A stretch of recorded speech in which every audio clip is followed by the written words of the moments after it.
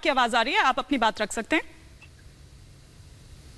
जी, क्या सवाल क्या था आपका? जी, मैं ये आपसे जानना चाह रही हूँ कि आपका पहला रिएक्शन क्या है, क्योंकि ये जो टिप्पणी है वो सिर्फ एक फिल्म पर टिप्पणी नहीं है बल्कि सेंटिमेंट्स पर ये टिप्पणी थी। नहीं, या तो ये आदमी वल्गर है, या ये मानसिक रोगी है, या फिर ये टूल किट गैंग का पार्टिसिपेंट है, और इसका तीसरा कोई इंटरप्रिटेशन नहीं हो सकता है। ये कोई भी, इन्हें जूरी से मंच पर बोलने का हक है, ये कुछ भी बोल सकते हैं। ये वैसे तो जूरी जो है वो डेलिब्रेशन रूम में अपने अपने पक्ष रखती है, स्टेज पे आके कोई पब्लिकली किसी फिल्म को क्रिटिसाइज नहीं करते हैं, क्योंकि उसका डिसीजन हो चुका होता है। बट फिर भी अगर इन्होंने क्रिटिसाइज किया, ये बोल देते फिल्म बुरी है, फिल्म अच्छी नहीं है, डायरेक्शन अच्छी नहीं है, एक्टिंग अच्छी नहीं है, बट इनका ये बोलना कि ये वल्गर प्रोपेगेंडा है, ये थोड़ा सा इनकी मानसिकता दर्शाता है, और इनको मानसिक रोगी ही मैं कहूंगा। या फिर ये टूल किट गैंग के मेंबर हैं, ये जानबूझ के इन्होंने इस तरह की बात की। बिकॉज अगर क्या ये शिंडलर्स लिस्ट को वल्गर प्रोपेगेंडा बोलेंगे?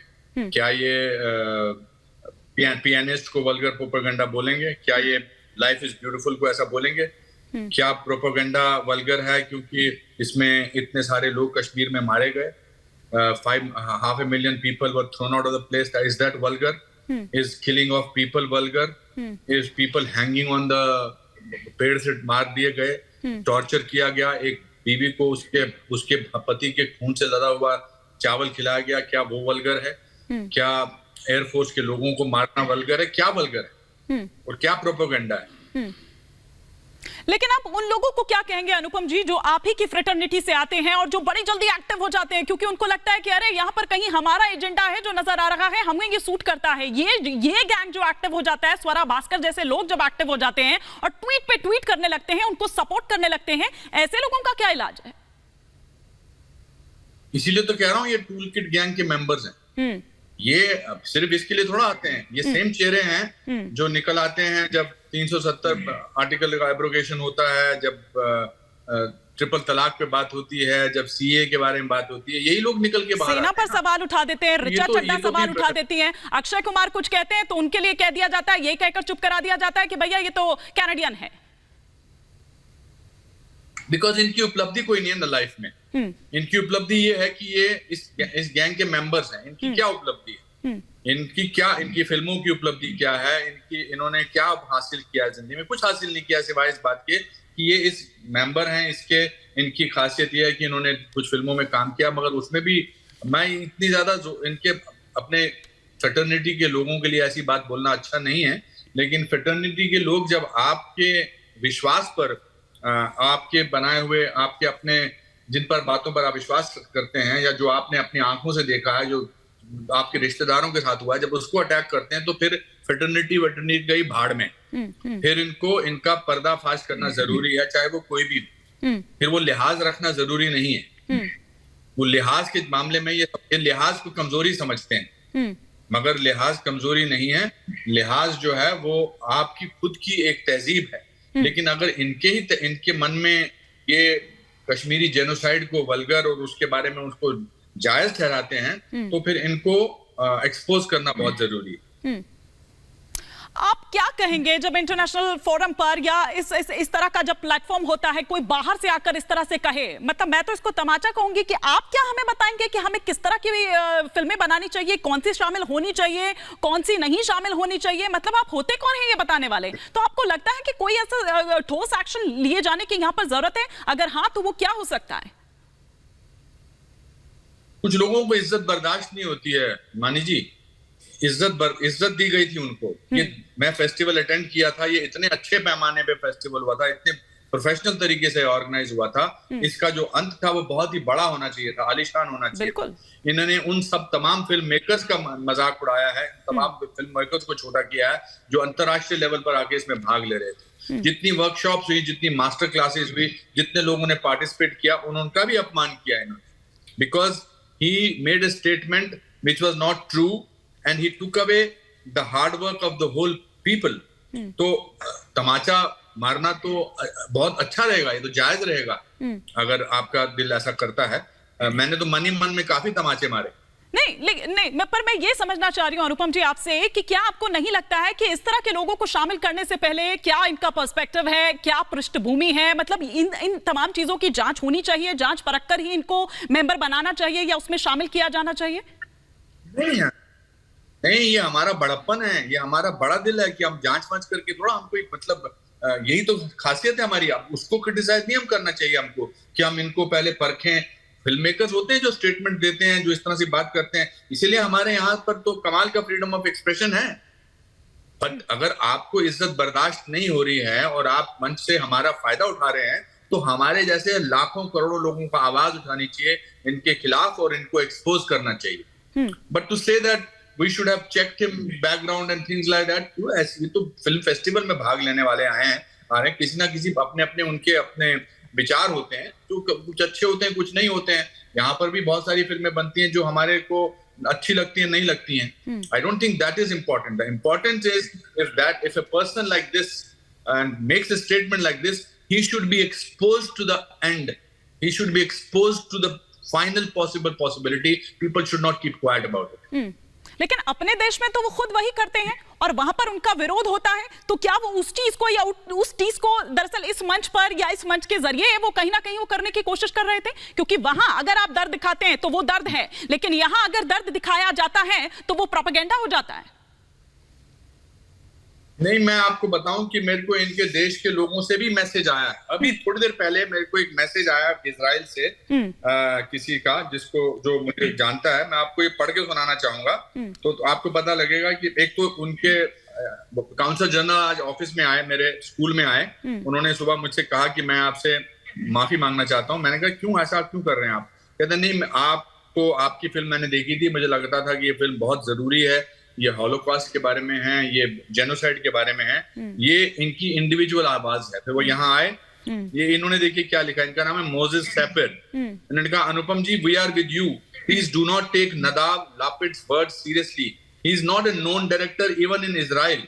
I have never heard of him. I wrote in Hebrew to the Israeli ambassador in India last night, and the ambassador severely reprimanded all the words that Nadab said on stage. Israel is with you. When people from Israel send you a message like this, it's a great sense of feeling, or it's a great feeling that कभी-कभी क्या है कि hate जो है ना, एक किस्म के लोगों को जोड़ देती है। अगर कोई आपके प्रति हेट्रेड दिखाए तो बहुत सारे बाकी लोग जुड़ जाते हैं, जिनके बारे में शायद हम जानते नहीं है, जो शायद मूक हैं, जो साइलेंट है, लेकिन वो साइलेंट मेजॉरिटी बहुत ज्यादा है। तो अगर उनको लगता है कि हमारे हौसले हमको थका देंगे, हमारे हौसले पस्त कर देंगे, तो बहुत ही गलतफहमी का शिकार है। हमारे हौसले पस्त नहीं होने वाले, क्योंकि हम सच से जुड़े हुए हैं और ये झूठ से जुड़े हुए हैं। और झूठ का अंत में, झूठ की हार अंत में बिल्कुल लिखी हुई है। मुझे हर रोज सेम बात बोलनी है, इसलिए मेरे को सच बोलना है, तो मैं सेम बात बोलूंगा। पुष्कर नाथ, मेरी फिल्म, मेरे कैरेक्टर में मेरे पिताजी का नाम पुष्कर नाथ मैंने इसलिए लिखा है क्योंकि मैं उनको बेस्ट, बड़ा से बड़ा ट्रिब्यूट देना चाहता था। मैं उनके रिश्तेदारों को, अपने रिश्तेदारों को ट्रिब्यूट देना चाहता था। तो उन्होंने न सिर्फ फिल्म को वल्गर बताया है, बल्कि मेरे को और मेरे पिताजी के नाम को भी वल्गर बताया। इसलिए मैं तो नहीं चुप रहने वाला, और ना ही मैं उनके बारे में। इसलिए आपके पैनल पे जो लेफ्ट में खड़े होंगे ना, जो आप कहेंगे कि नहीं ऐसा हुआ, सच है, तो नहीं, वो कह रहे थे, वो ये कह रहे थे कि मुस्लिम्स को दरअसल विलन दिखाया गया है, विलन बतौर दिखाया गया है, और जो दिखाया गया है वो दरअसल एक तरफा दिखाया गया है। नहीं, ऐसा कहीं नहीं, पूरी पिक्चर में ऐसा नहीं है। और अगर ये सच है तो टेररिस्ट हैं। अब वो टेररिस्ट मुस्लिम है या दूसरे हैं, तो उसमें क्या गलत, क्या इस पिक्चर में एक भी चीज गलत जो है मन घड़ंत नहीं है। It's based on true incidents. अगर पड़ोसी ने इशारा किया था, वो सच है कि वो चावल के बर्तन में छुपा हुआ है। अगर उनकी लाश को सड़क पे बिछा दिया गया था, तो वो सच है। अगर यासीन मलिक को जेल में जो अभी बैठे हुए हैं, वो उन्होंने एयरफोर्स के लोगों को मारा था, तो ये सच है। इसमें कोई मनगढ़ंत बात नहीं है। This is based on true incidents. अब अगर जो हॉलोकॉस्ट है, उसमें 6 मिलियन जूस को टॉर्चर करके कंसंट्रेशन कैंप में मारा गया था, तो आप कहेंगे कि अगर जर्मन्स को विलन बनाया गया तो इसलिए वो पिक्चर नहीं चलनी चाहिए थी क्या? ये कश्मीर फाइल वाले जिन्होंने इनको वल्गर बताया, क्या ये इसको लाइफ इज ब्यूटीफुल को वल्गर बोल सकते हैं? शिंडलर्स लिस्ट को वल्गर बोल सकते हैं? पियानिस्ट को वल्गर बोल सकते हैं? बट यहाँ पर हमारे यहाँ लोगों को एक खास किस्म के जो लोग हैं उनको ऐसा चाहिए, बिकॉज जब कश्मीर फिल्म्स रिलीज हुई और सक्सेसफुल हुई और लोगों की तकलीफ, कश्मीरी पंडितों की तकलीफ दुनिया तक पहुंची, तो इनका जो एजेंडा था जो 32 साल से कामयाब हो रहा था कि ऐसा तो कुछ हुआ ही नहीं है कश्मीर में, या ज्यादा से ज्यादा 40 लोग मारे गए या 2000 लोग भाग गए, बट लोगों का सत्य फिल्म के द्वारा लोगों तक पहुंचा है। तो जब सत्य पहुंचता है तो सारे के सारे प्रोपेगेंडा, सारे के सारे ढकोसले वो गिर जाते हैं, वो टूट जाते हैं। तो अनुपम जी, ये बॉयकॉट वहीं उसी मंच पर क्यों नहीं किया गया? क्योंकि ये तो देश विरोधी टिप्पणी है ना। हमारे ही देश में आकर आप हमें ही सिखा रखे हैं, बता रखे हैं, आप उन फोर्सेस पर भी सवाल उठा रखे हैं। जिस टेररिज्म की आप बात कर रहे हैं ये तो उसको सपोर्ट करती नजर आती है, और ये तब है जब ये कोई प्राइवेट कार्यक्रम नहीं था सर, ये एक सरकारी कार्यक्रम था। खुद केंद्रीय मंत्री जैसे लेवल के लोग अगर वहां पर बैठे हुए हैं, आपको नहीं लगता कि उसी मंच से वहीं पर ही बॉयकॉट होना चाहिए था, वहीं पर ही उनको रोक दिया जाना चाहिए था? आप तो थे वहां पर। नहीं, मैं कल नहीं था वहां पर, मैं उससे पहले गया था 2 दिन पहले।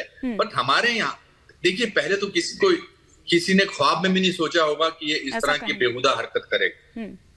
जब तक रजिस्टर होता है तब तक कोई भी, हमारे यहाँ अतिथि देवो भव की भी एक कहानी है, उसको अतिथि को ये भाव सूट नहीं करता, वो उसकी कमजोरी है या उसकी बेवकूफी है या उसकी गलती है। बट ऐसा होता नहीं है कि हम चढ़ के उसको एक पकड़ के मार दें, थप्पड़ या कुछ भी, जो भी बात है, ऐसा नहीं होता है। There is a certain protocol. We must follow the protocol. We must show that we are a very, very tolerant country. अगर वो करते, हम उनको निकाल देते, तो यही जो टूल किट गैंग के लोग हैं, ये खड़े हो जाते और बोलते, देखा ये हमारे से बर्दाश्त नहीं हुआ, हम क्रिटिसिज्म बर्दाश्त नहीं कर सकते हैं। तो अच्छा हुआ वो नहीं किया उन्होंने, अच्छा हुआ कि उसकी पूरी सी उन्होंने वो बेट नहीं किया उनको किस्म के लोग हैं। ये हमारी भारतीयता है। बिल्कुल ठीक कहा। और साथ ही साथ ये भी कि देखिए, वो लॉबी, जिस लॉबी को दरअसल शायद पहली बार उन्होंने गिरजा टिक्कू के साथ क्या कुछ हुआ वो देखा दरअसल, क्योंकि इससे पहले तो कश्मीर के नाम पर या मिशन कश्मीर जैसी नाम पर हमने सिर्फ लव स्टोरीज ही देखी हैं, और जो भी हकीकत कहिए या वो जो तमाम नरसंहार और जिस दर्द की बात होती है उसको किस तरह से उस कारपेट के नीचे बड़े ही आराम से डाल दिया जाता है, वो देखा जाता रहा है। तो क्या ये आपत्ति का कारण बनता है? इस तरह के तमाम सवाल है। बहुत शुक्रिया अनुपम जी, समय देने के लिए। रिपब्लिक भारत के साथ आप जुड़े, और माफी के साथ मैं तमाम मेहमानों का भी शुक्रिया अदा करना चाहूंगी जिनको समय नहीं दे पाई, लेकिन बहुत शुक्रिया अपना समय देने के लिए। यहां रुकेंगे एक छोटे से ब्रेक के लिए।